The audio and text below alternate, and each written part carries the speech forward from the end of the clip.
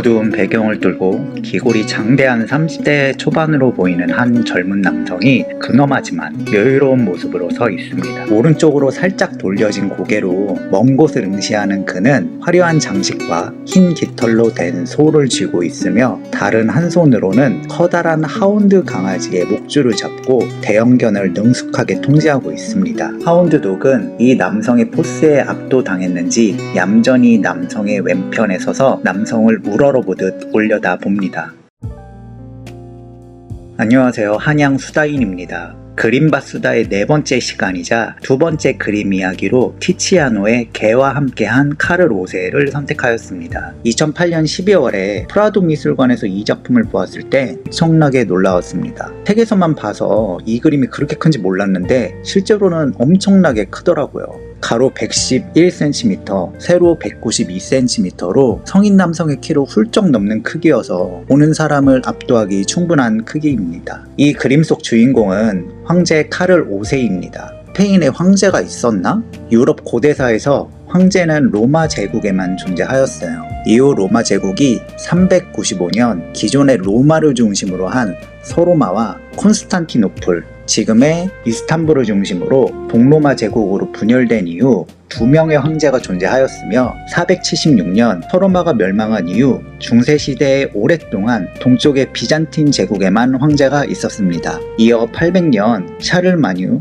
라틴어로는 까롤로스 마그누스가 당시 교황 레오 3세에 의하여 로마 제국의 후계자로서 인정받으며 대관식을 치름에 따라 서로마 멸망 후 서유럽 최초의 황제가 되었으며 이어 지금의 독일, 프랑스, 벨기에, 스위스 지역에 이르는 신성 로마 제국이 성립되었습니다. 이렇게 오랫동안 유럽에서 신성 로마 제국은 유일한 황제국이었지만 혜성처럼 나타나 프랑스의 군주가 된 나폴레옹이 신성 로마 제국을 침략하여 1804년 신성 로마 제국이 해체되고 대신 신성 로마 제국은 오스트리아 헝가리 제국으로 변신하고 프랑스는 역사상 처음으로 황제국으로 탈바꿈하며 나폴레옹은 1804년 5월 18일 대관식을 치르며 황제가 되었습니다. 이 시기를 프랑스의 제1제정이라고 해요. 그 이후 나폴레옹의 조카인 샤를 루이 나폴레옹이 1852년 황제의 자리에 오르며 프랑스의 제2제정 시기를 선포하죠. 1870년 프로이센 프랑스 전쟁, 일명 보불 전쟁으로 제2제정이 망하고 승리를 한 프로이센은 1871년 제1제국을 성립시킵니다. 이후 독일의 제3제국 시기는 히틀러의 나치 시절이고요. 뜬금없이 유럽의 제국사로 이야기가 빠졌는데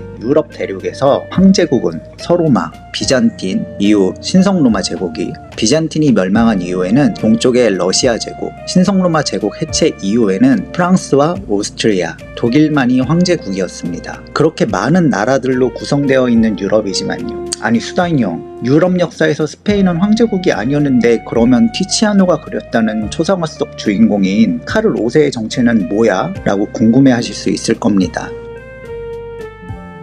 잠시 21세기 현재로 돌아와 볼까요? 많은 분들은 카탈루니아 지역의 독립 소식을 들어보신 적이 있을 거예요. 카탈루니아는 1992년 하계 올림픽이 열리고 가우디의 사그라다 파밀리아 대성당 등으로 유명한 바르셀로나가 속한 지역입니다. 바르셀로나는 스페인 제2의 도시로서 우리나라로 치면 부산광역시와 경상도 정도라고 볼 수 있겠네요. 아니 왜 카탈루니아가 독립을 하겠다는 건지 이해가 안 되실 거예요. 근데 유럽에는 특정 지역의 분리 독립 때문에 골머리를 앓는 나라들이 꽤 있어요. 영국에서는 스코틀랜드가 분리 독립을 주장하고 있으며 벨기에에서는 네덜란드어권인 북쪽의 플랜더스 지역이 프랑스어 권역인 남쪽의 왈론 지역과 분리를 요구해요. 우리나라도 전라도와 경상도를 중심으로 한 지역 갈등 문제가 심각하지만 이 두 지역이 독립하겠다는 얘기는 절대 안 나오잖아요. 그런데 유럽은 희한하게도 여러 나라들에서 분리 독립 얘기가 나와요. 그 이유는 유럽은 동아시아와 달리 전쟁으로 인하여 나라와 나라가 병합되지 않고 왕족을 중심으로 왕위 계승권이 어디로 넘어가느냐에 따라 나라가 합쳐지거나 분리되어 왔습니다.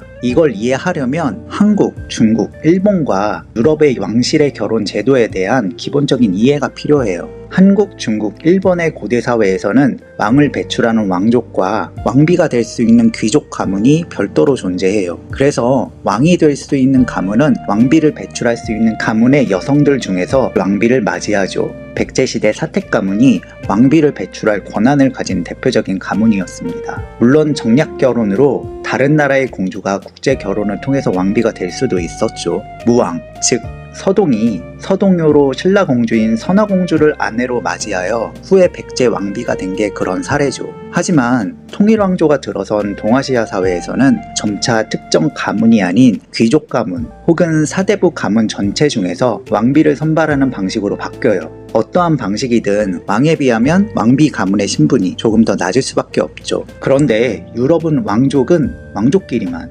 귀족은 귀족끼리만 결혼을 해야 돼요. 예를 들게요. 프랑스 루이 16세의 왕비 마리 앙뚜아네트는 신성로마 제국의 마리아 테레지아 여제의 딸, 즉 오스트리아 황녀죠. 왕족은 왕족끼리만, 특히 왕이 될 사람은 반드시 왕족과 결혼하기 때문에 결국 국제 결혼을 할 수밖에 없어요. 실제로 1589년 앙리 4세가 프랑스의 왕위를 계승하면서 부르봉 왕조가 성립된 이후 루이 13세, 루이 14세, 루이 15세, 루이 16세의 5명의 왕의 왕비는 모두 외국의 공주예요. 프랑스가 특이한 게 아니라 유럽의 모든 왕실이 그래요. 족보를 따져보면 결국 다 얽혀 있죠. 그런데 공주에게도 왕위 계승권이 존재한다는 게 문제의 원인이 돼요. 황녀나 공주 역시 왕위 계승권을 가졌으며 결혼해도 여전히 그 권한은 남아있어요. 왕비가 아들을 낳으면 문제가 없지만 그렇지 못하면 문제가 커지는 거예요. 유럽 사회의 왕위 계승권자는 부계와 모계 쪽으로 모두 왕족의 피가 흘러야 돼요.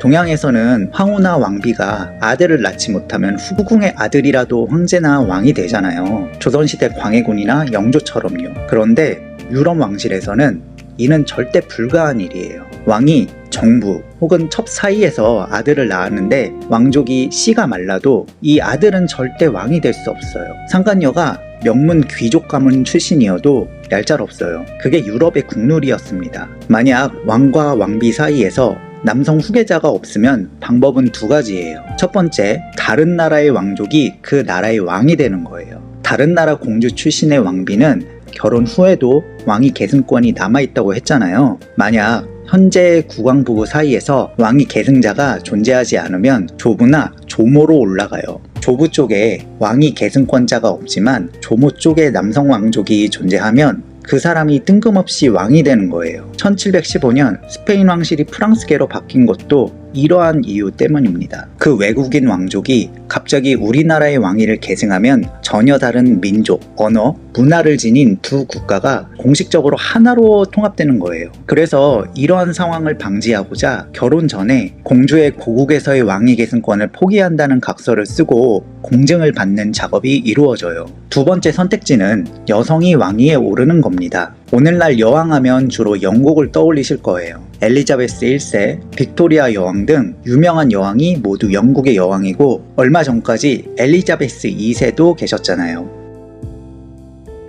스페인 역시 여왕의 나라입니다. 스페인 사람들이 가장 존경하는 왕으로는 이사벨라 1세 여왕이 자주 꼽힙니다. 카스티아 이 레온 왕국의 군주이자 스페인 최초의 여왕인 그녀는 콜럼버스의 신대륙 탐험에 대한 후원자로 잘 알려져 있습니다. 게다가 1492년 콜럼버스가 신대륙을 발견한 그해 이베리아 반도에서 이슬람 세력을 완전히 추출하여 이베리아 반도를 기독교 지역으로 회복하는 데 성공한 레콩키스타를 완성해내기도 했습니다. 스페인 황금시대를 연 장본인이 바로 이사벨라 1세 여왕이에요. 콜럼버스에 대한 지원은 여왕이 단독으로 결정하였지만 레콩키스타는 그녀 혼자서 이룩한 업적이 아닙니다. 여왕의 남편은 페르난도 2세로서 아라곤 왕국의 왕이었습니다. 아라곤 왕국은 카탈루냐와 발렌시아 및 이탈리아 반도의 나폴리 지역 등에 걸쳐 있었으며 중세시대 때 지중해 무역의 중심지였고 바르셀로나는 그 당시에도 경제적 번영을 누린 도시예요. 오늘날도 역시 스페인 경제의 중심지는 카탈루냐와 바르셀로나죠. 카스티아 이 레온 왕국의 이사벨라 1세와 아라곤 왕국의 페르난도 2세는 1469년 혼인하였습니다. 이 둘은 자신들의 왕국을 각자 통치한다는 조건에 합의한 후 혼인하였기 때문에 결혼 후에도 여왕은 카스티아 이 레온 왕국의 통치권을 그대로 유지했어요. 이 두 군주가 생존할 당시까지 이베리아 반도에는 아직까지 하나의 통일 왕조가 성립되지 않았고 공동왕으로 군림하였죠. 하지만 카스티아 이 레온 왕국과 아라곤 왕국은 하나로 통합될 가능성이 높았어요.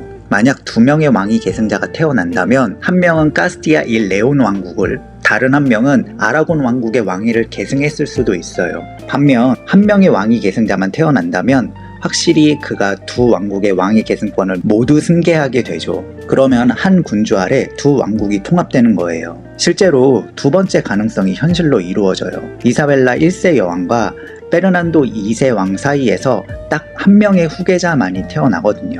역사에 만약은 없지만 이사벨라 1세와 페르난도 2세가 두 명의 후계자를 낳았다면 어떻게 되었을까요?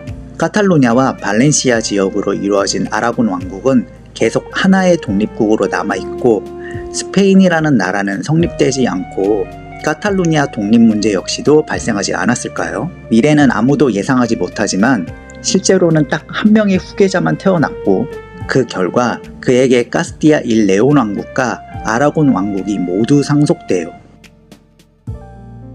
오늘은 티치아노의 개와 함께한 까를 5세라는 그림을 살펴보기에 앞서 유럽의 왕위 계승에 대한 독특한 체제와 역사를 살펴보았습니다. 다음 시간에는 이사벨라 1세 여왕의 승하 이후 티치아노의 초상화 속 주인공인 까를 5세가 스페인의 왕이 되는 과정을 이어서 설명하겠습니다. 그림에 관련된 얘기는 거의 하지 못해서 죄송하지만 흥미로웠기를 바라며 빠른 시간 내에 관련 영상으로 찾아올 테니 잠시만 기다려주시고 영상이 유익하였다면 구독과 좋아요 부탁드립니다.